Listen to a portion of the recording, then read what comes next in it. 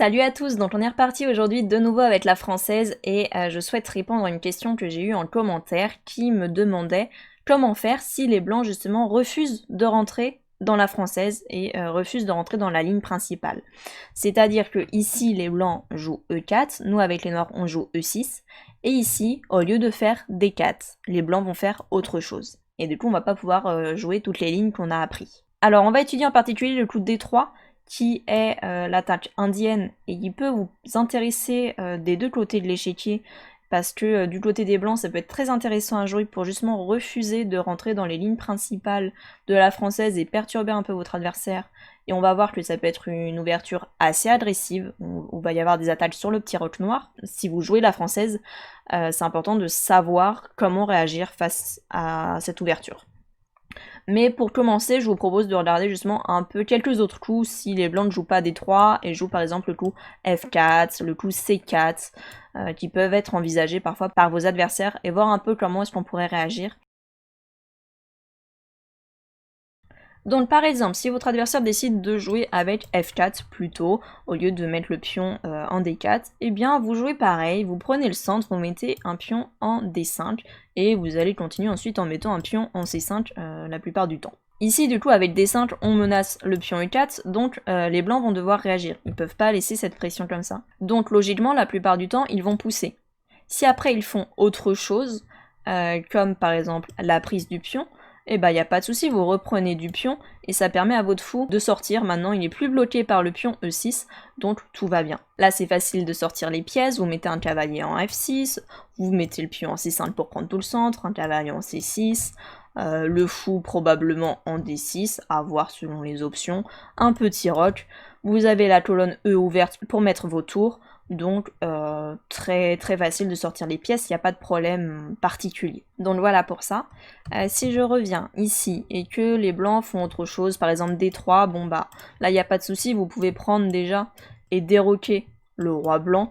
Donc déjà vous avez une bonne position et vous allez sans doute jouer du coup avec grand roc, comme ça vous ferez échec au roi en activant la tour. Donc ça pourrait être bien. Si il joue, je sais pas, avec cavalier C3 pour protéger le pion, là il y a plein de bons coups, vous pouvez envisager de prendre au centre, par exemple cavalier prend, et venir taquiner ce cavalier avec le vôtre tout en vous développant, et par exemple si vous prend, vous développez la dame très vite, et elle peut pas être attaquée, vous menacez le pion F4, donc vous sortez les pièces très facilement, la diagonale noire est faible, donc vous allez sans doute pouvoir installer un fou ici pour empêcher un petit roc de la part des blancs, donc ils ont déjà quelques soucis à se faire. Après il y a plein d'autres coups envisageables aussi, vous pourriez envisager de pousser éventuellement pour essayer de prendre de l'espace et chasser ce cavalier, et ensuite consolider votre centre avec des coups comme C5, ça pourrait être envisageable.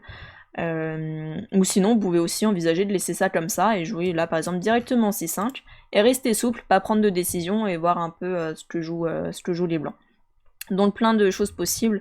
La plupart du temps ici, logiquement, le coup le plus intéressant de la part des blancs, c'est de pousser pour prendre justement l'espace, essayer de vous embêter, comme dans la variante d'avance de la française. Et donc justement, ce qui risque de se passer en fait ici, c'est que vous allez à un moment donné retransposer dans les positions de la variante d'avance de la française, parce qu'il y a de fortes chances que les blancs finissent par jouer des 4. Et donc après, vous allez pouvoir jouer exactement des positions qu'on a déjà étudiées. Donc ici pour le moment vous allez jouer simple, vous allez jouer le coup classique C5 pour prendre le centre, hein. Si votre adversaire vous laisse prendre le centre, allez-y, faut surtout pas hésiter. Et du coup on peut regarder par exemple les blancs peuvent faire cavalier F3, se développe tranquillement. Et bah vous faites pareil, cavalier C6, vous développez, vous prenez le centre et vous rendez toujours les coups des 4 un peu plus délicats pour les blancs parce que vous contrôlez déjà quand même pas mal de fois cette case. Donc ici du coup les blancs ont plusieurs choix, mais le plus logique c'est justement qu'ils essayent de mettre un pion en D4, et donc pour ça jouer avec C3 pour ensuite faire D4. Et comme ça si on prend au centre, ils pourront reprendre du pion et avoir le centre bien solide comme dans la française. Mais donc s'ils font ça, bah justement vous allez retomber exactement dans les mêmes positions que la française. Ici vous allez jouer logiquement par exemple cavalier H6, pour ensuite aller en F5 et justement taper sur ce centre qui va arriver. Donc ça, ce serait un coup possible. Après, bien sûr, au avant cavalier H6, vous pouvez les faire fou E7. L'ordre des coups n'a pas forcément une grande importance. Par exemple, cavalier H6, je vous montre, ils font D4. Eh bien, vous pouvez prendre une fois éventuellement pour affaiblir un peu. Voilà.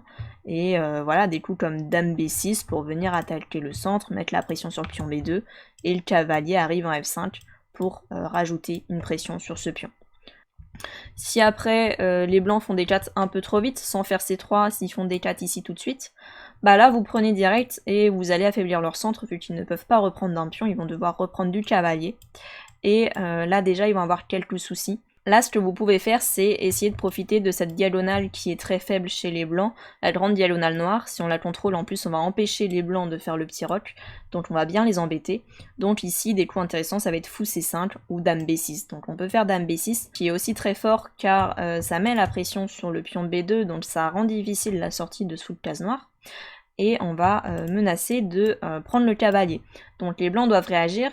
Mais voilà, s'ils veulent le protéger et que par exemple ils font fou E3, bah le pion B2 se retrouve non protégé et le fou est non protégé non plus. Donc par exemple on peut rajouter la pression sur la diagonale, menacer de nouveau de prendre ce cavalier.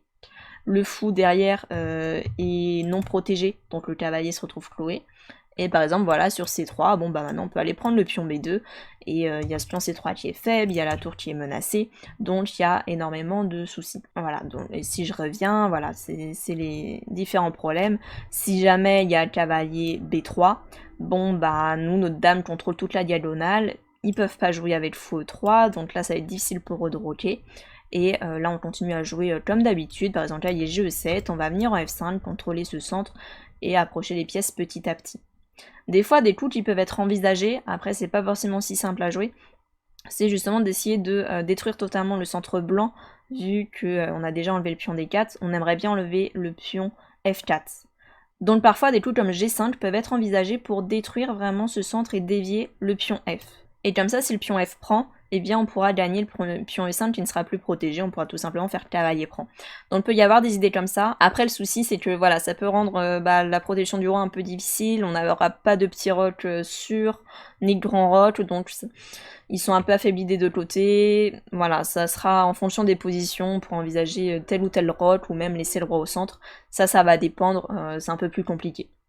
Mais c'est pour vous donner les différentes idées qui peuvent arriver. Des fois, vous pouvez trouver des coups comme G5 pour vraiment détruire tout ce centre et s'assurer le gain du centre pour les noirs. Donc ça, c'est une idée. Donc voilà. Sinon, si ici les blancs décident de sauver leur cavalier en vous prenant, et bien là, vous sautez de joie, c'est super pour vous. Vous allez ramener un pion au centre. Le pion de l'aile va se rapprocher du centre en prenant en C6.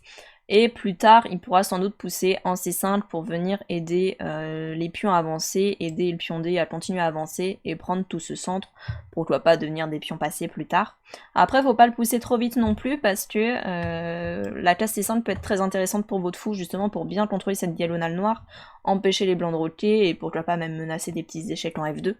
Donc poussez pas le pion trop vite, mais en tout cas là votre centre est très très solide et il pourra peut-être avancer en C5 par la suite pour vraiment vous aider à contrôler toutes les cases centrales. Et sinon pour vous développer, c'est à peu près comme d'habitude, vous allez bouger votre cavalier donc pour aller en F5, donc soit par E7 soit par H6, de préférence par H6 parce qu'en E7 vous allez bloquer le fou, donc plutôt par là, vous allez pouvoir aller là. Et un autre avantage aussi ici dans ces positions, c'est que votre fou de case blanche, qui est en général assez bloqué, il va pouvoir éventuellement sortir par A6 et venir s'échanger contre le fou de l'adversaire. Alors pour faire ça, c'est peut-être mieux de ne pas bloquer le pion et vous pouvez envisager de faire A5 d'abord. C'est votre pion isolé, donc ça peut être bien de le pousser pour essayer de l'échanger justement et de supprimer votre pion faible qui est tout seul. Et voilà, et votre fou pourra venir sans doute jouer sur cette grande diagonale par la suite. Après, c'est pas obligatoire, vous pouvez aussi envisager de le conserver et de le mettre tout simplement en D7 pour espérer le faire jouer plus tard. Il n'y a rien à craindre, la position est assez facile à jouer avec les noirs. Donc voilà pour ça, du coup là je vous ai parlé un peu du coup F4, on peut aller en voir un autre. On peut aller voir si par exemple il joue avec cavalier C3 d'abord. Bah là en fait vous allez pareil sans doute retransposer dans des positions de la française plus tard, dans la variante avec cavalier C3 justement. Vous faites quand même D5 pour prendre le centre. Là directement s'ils font D4, vous retransposez exactement dans la variante avec cavalier C3, donc je vous invite à aller voir la vidéo, je vais vous mettre le petit lien dans la barre d'infos et sur le i d'information sur la vidéo. Donc n'hésitez pas à aller la voir. Si ils ne font pas de D4, ils jouent par exemple avec cavalier F3, là vous avez plusieurs options intéressantes. Soit vous voulez à tout prix essayer de retransposer dans la française, et dans ce cas je vous invite à jouer cavalier F6 pour mettre la pression sur ce pion et les forcer à prendre une décision. Et du coup la plupart du temps les blancs vont sans doute pousser, chasser votre cavalier, et du coup pour soutenir leur pion ils vont faire D4. Et du coup là vous retombez exactement de nouveau dans la française avec la variante cavalier C3. Et donc vous jouez C5 et vous retombez voilà, dans les variantes connues avec toujours les mêmes plans. Sinon, si vous voulez tester autre chose qui est également intéressant, vous pouvez essayer de prendre l'espace et prendre tout le centre et jouer du coup avec D4 pour chasser ce cavalier. Et finalement ça va être un peu peut-être une française inversée, en tout cas c'est vous qui allez pousser le pion dans le camp de l'adversaire. Et par exemple sur cavalier 2, vous allez pouvoir faire C5 et prendre vraiment ce centre, mettre le cavalier en C6, menacer de faire E5 pour tout consolider votre centre ensuite avec F6 et tout va bien se passer. Voilà par exemple D3, cavalier C6 et voilà vous allez faire E5, faire F6, le fou case blanche pour aller éventuellement en E6, voire en G4 selon les positions. Vous allez pouvoir mettre la dame en D7, le cavalier ira en E7, voilà, peut-être développer du coup d'abord le fou de case noire en D6, ce sera un peu votre mauvaise pièce, mais il protégera tous vos pions, et vous avez beaucoup plus d'espace. Donc il faudra essayer de garder au maximum les pièces, refuser les échanges quand vous avez plus d'espace, comme ça les pièces blanches vont avoir du mal à manœuvrer et vont se marcher un peu dessus. Donc là pour ça, donc là vous retombez dans une position un peu différente, mais finalement avec des thèmes similaires à la française, où cette fois c'est juste les idées inversées, c'est vous qui êtes dans le camp adverse, et donc les blancs vont essayer de détruire votre centre, mais il est difficile à détruire, parce qu'il est bien solide, ils n'ont pas de coup comme F4 possible, le cavalier bloque le pion, donc c'est une position assez intéressante à jouer également. Voilà pour ça. Du coup je vous invite à revenir à la position de départ, et voir ici un dernier coup s'ils font justement C4. S'il y a C4, l'idée des blancs ça peut être d'essayer de vous empêcher de faire D5, mais en fait ça ne vous empêche pas du tout de le faire, et au contraire vous devez sauter dessus et faire D5. Donc qu'est-ce qui se passe ici? Eh bien tout simplement là vous attaquez les deux pions, donc les blancs vont être un peu obligés de vous prendre. Le seul coup qui protégerait les deux pions en même temps ce serait D3, mais dans ce cas tout simplement vous prenez l'un des deux pions, ça n'a pas forcément beaucoup d'importance, et s'il vous reprend vous allez pouvoir déroquer le roi blanc, et donc là déjà c'est un bon avantage pour le début de partie dès les premiers coups. Vous pourrez envisager de jouer avec un grand roc, la tour en D8 fera directement échec au roi blanc, et donc vous allez gagner des temps de développement comme ça. Donc le roi va être ensuite assez mal positionné, vous allez pouvoir l'attaquer et en profiter. Donc ça on serait content. Du coup ici logiquement ils font pas D3 et ils vont vous prendre, ils n'ont pas vraiment le choix.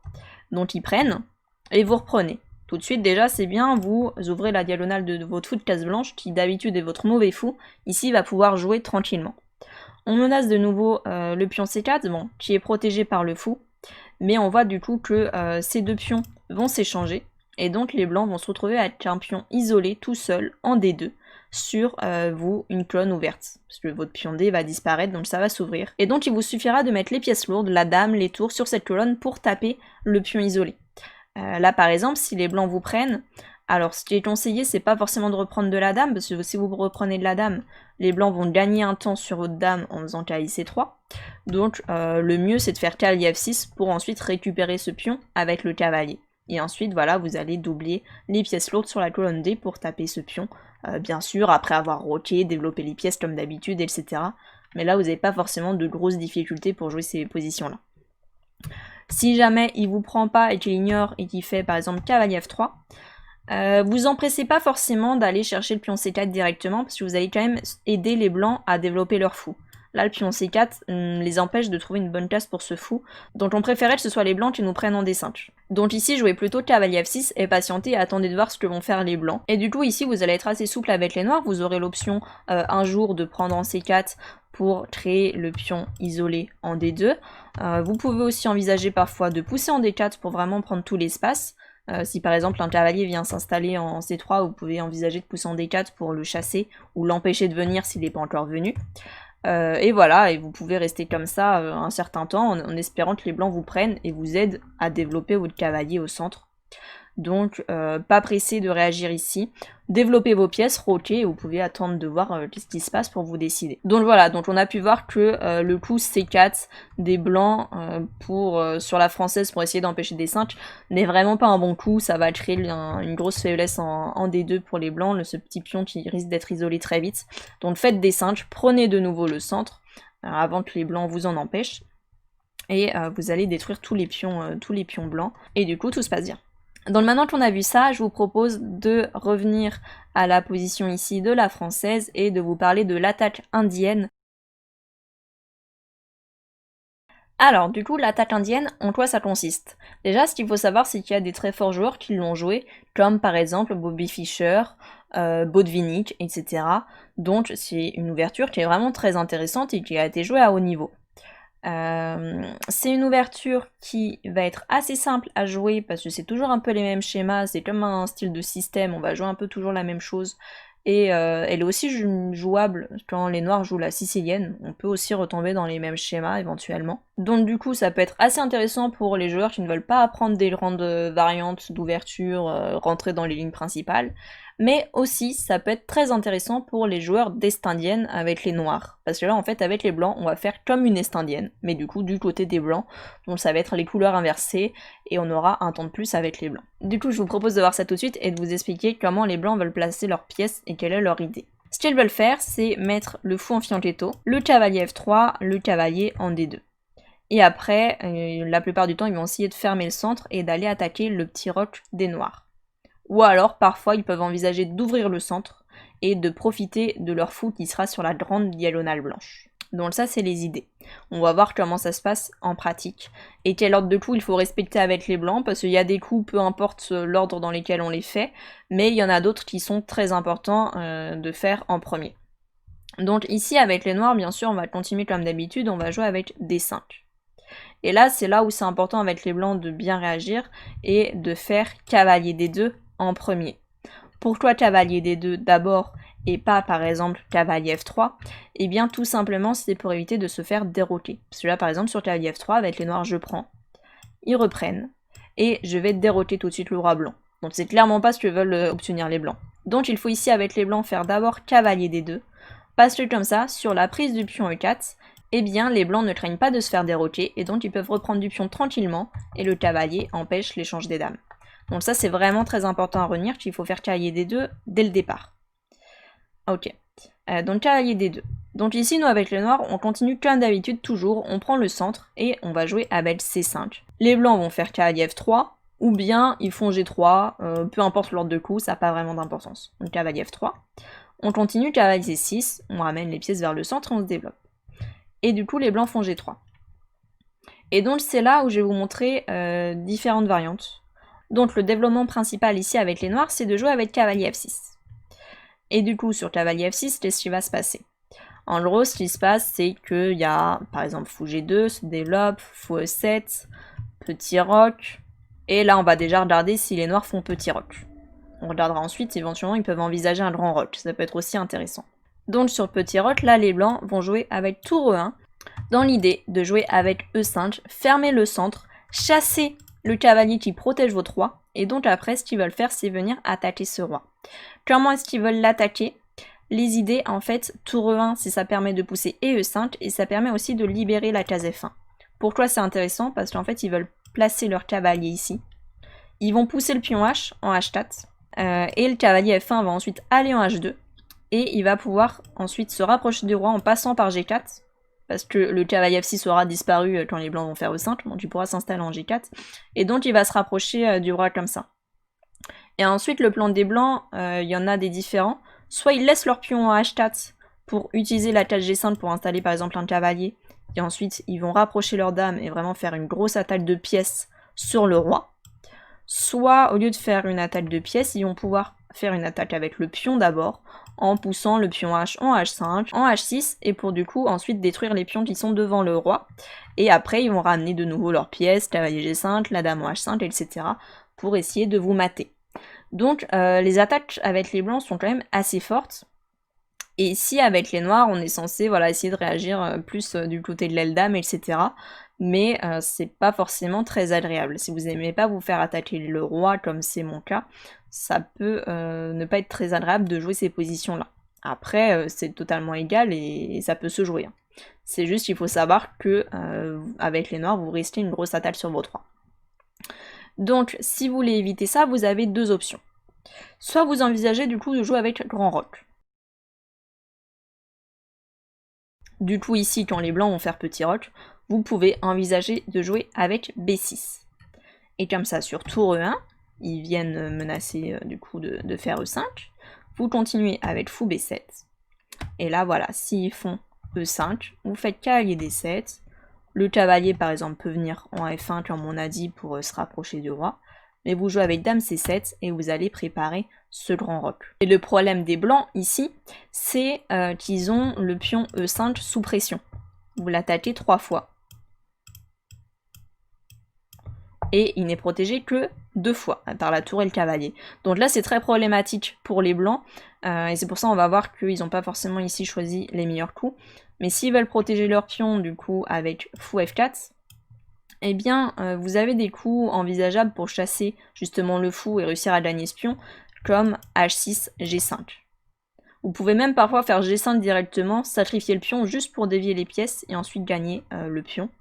Ou même ici, des fois, on peut trouver, au lieu de jouer dame C7, il y en a qui peuvent aussi jouer G5 directement pour empêcher le fou d'aller en F4 et menacer de faire G4. Vous menacez G4, qui est assez embêtant. Le pion ne peut pas être mangé parce que vous le protégez 2 fois, donc les blancs perdraient une pièce s'ils le mangeaient. S'ils veulent empêcher G4, du coup, ils peuvent faire des coups comme H3.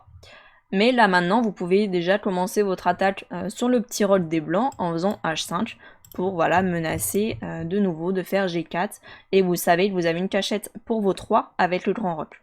Donc ça peut être très intéressant ces plans-là. Après, voilà, le coup G5 peut se faire soit directement, soit, comme je vous ai dit, d'abord jouer avec dame C7 pour mettre la pression sur le pion.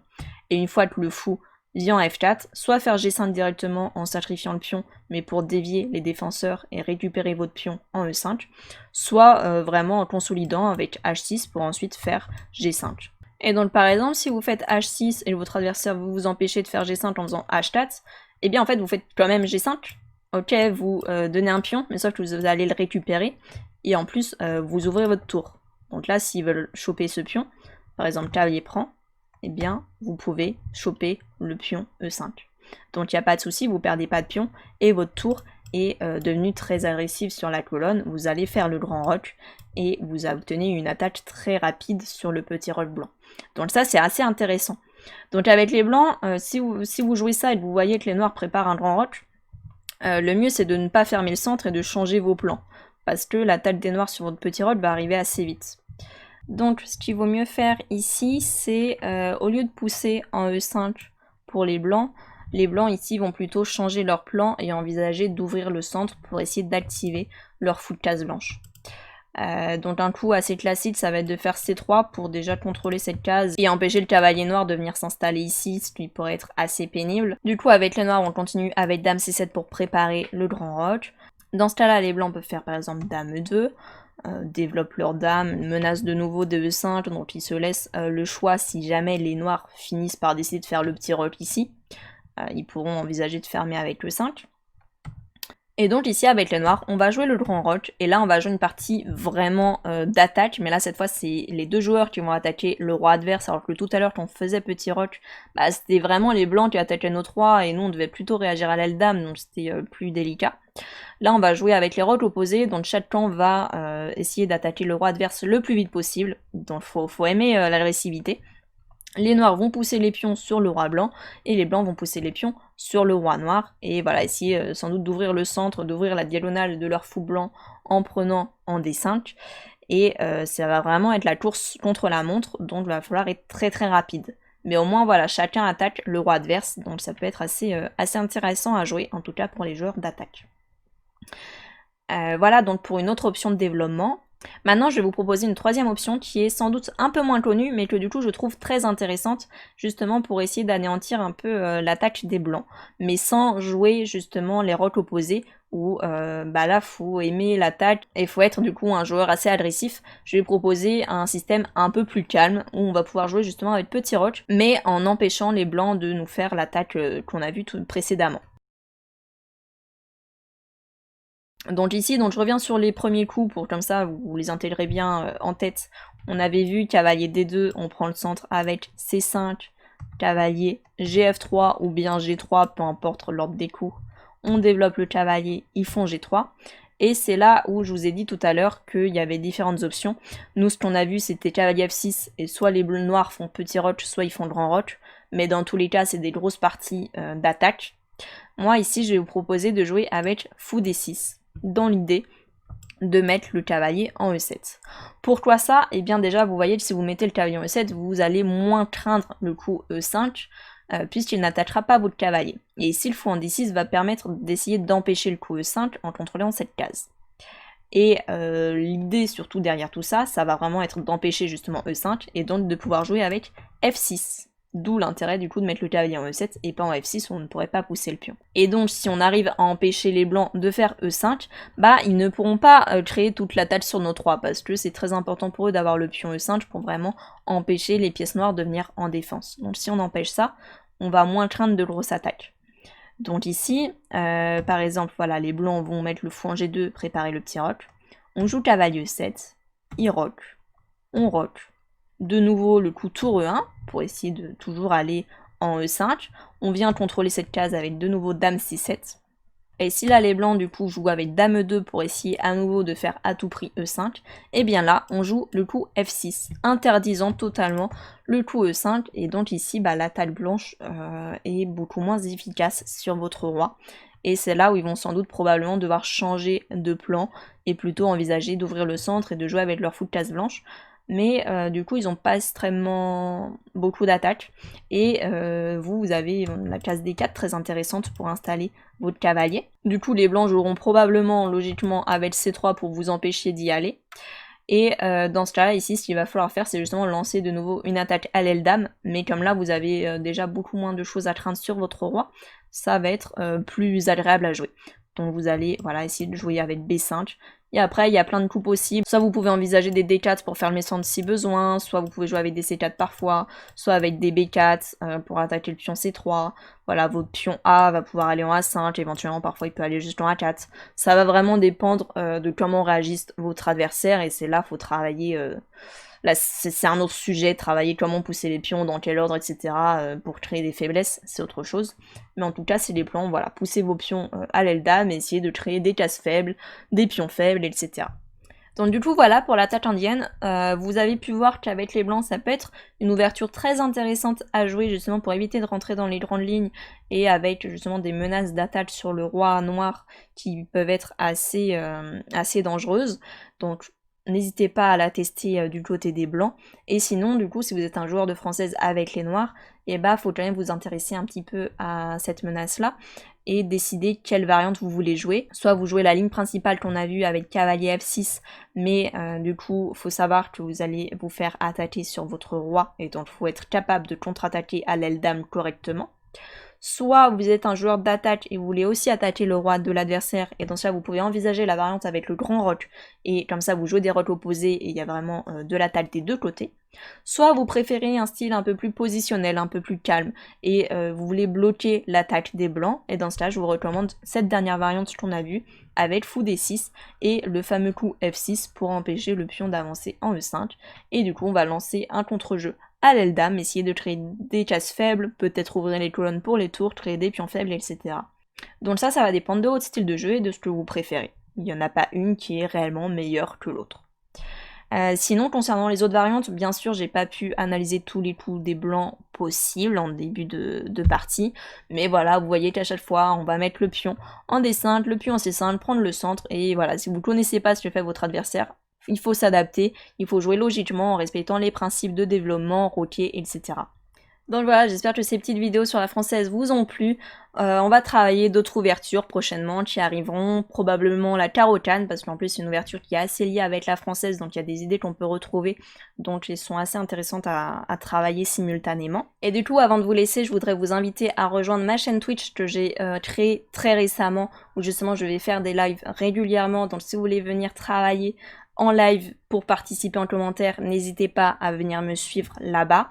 Et sinon, pour être aussi au courant de toutes les nouveautés, je vous invite fortement à rejoindre ma page Facebook Échecs et Amateurs, où vous trouverez toutes les activités que je fais en ce moment, parce que je ne suis pas seulement présente sur ma chaîne YouTube et ma chaîne Twitch, mais je collabore aussi avec d'autres chaînes, et actuellement en particulier avec la chaîne Apprendre les échecs en 24 heures, que je vous invite fortement à suivre parce qu'ils font un contenu très pédagogique avec des très forts joueurs, des grands maîtres internationaux, dont le champion de France 2018 Tigran Garamian, donc il y a du niveau, clairement.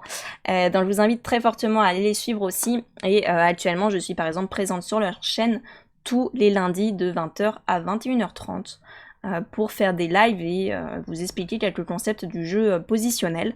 Donc n'hésitez pas à venir voir, et du coup je vous dis à très bientôt dans de nouvelles vidéos. Ciao!